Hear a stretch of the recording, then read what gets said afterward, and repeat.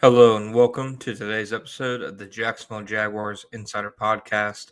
My name is John Shipley. I've been your beat reporter since 2019, covering the Jacksonville Jaguars every single day since August of that year for Sports Illustrated.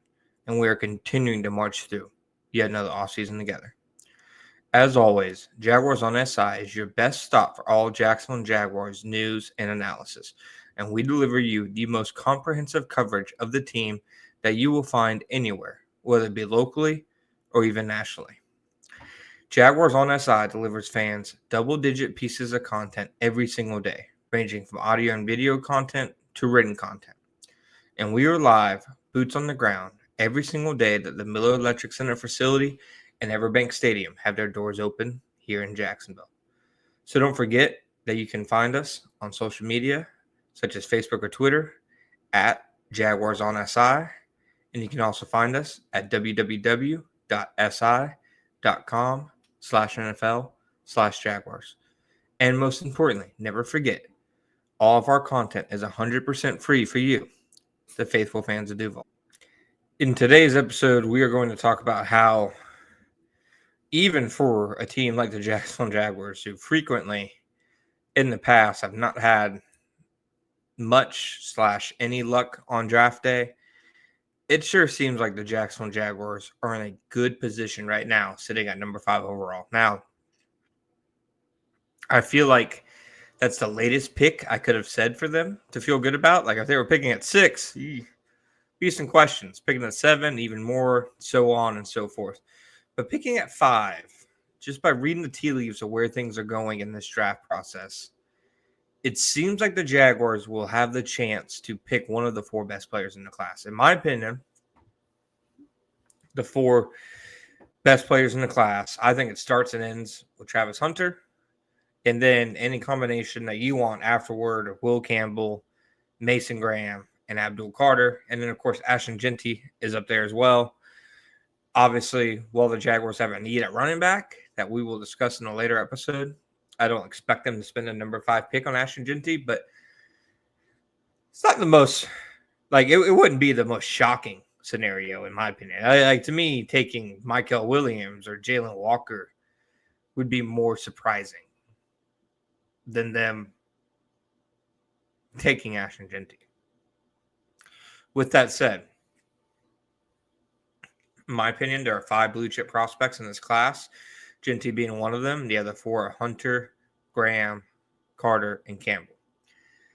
Jaguars are sitting at number 5, so they obviously want to take the top non-quarterback that's going to be available to them at number 5. And it seems near consensus right now that the Tennessee Titans have kind of zeroed in on Cam Ward as the number 1 pick. It'd be very surprising, I think, to a lot of people if Cam Ward isn't the number 1 pick. This year, he has seemingly been the top quarterback for a while, but especially since the combine, where the buzz everywhere you heard and everywhere you looked was that Cam Ward was the clear-cut top quarterback, and that there's actually, I believe, a tier for many teams in the NFL between him and Shedeur Sanders. So Cam Ward to the Titans at number 1, I think, is the obvious, pick that's going to happen. After that, you have the Cleveland Browns at 2, New York Giants at 3, New England Patriots at 4, and then the Jaguars at 5. If Cam Ward goes 1 or even 2 or 3, the Jaguars will be a lock to get one of those 4 top players, or at least have the opportunity to.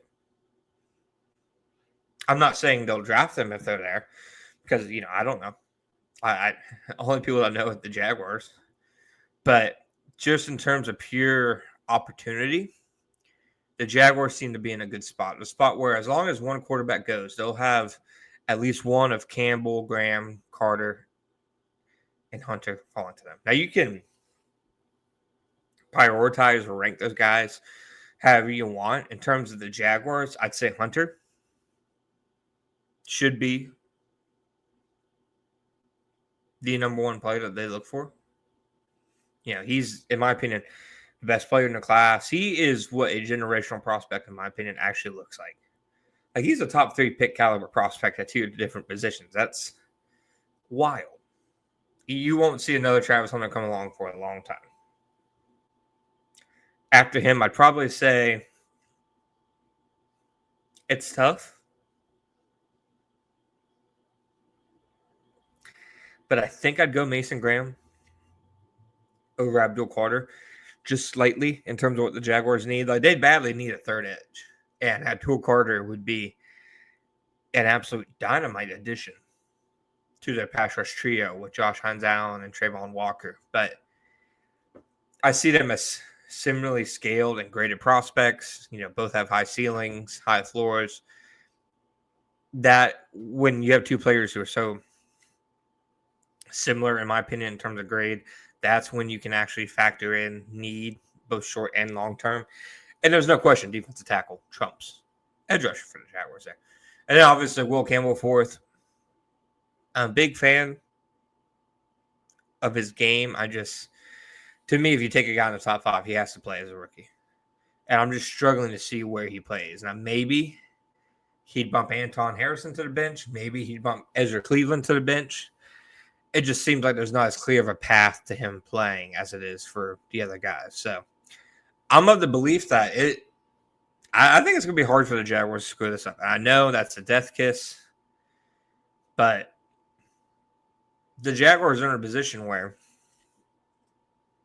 they can either take one of the 4 best prospects in the class or trade down, as long as Cam Ward goes in the top 4 picks. And there's no way the Titans, Browns, and Giants are all passing on a quarterback. It won't happen. These franchises are in desperate need of a passer. So that is all I have for you in today's episode of the Jacksonville Jaguars Insider Podcast. My name is John Shipley. I'll be back next time.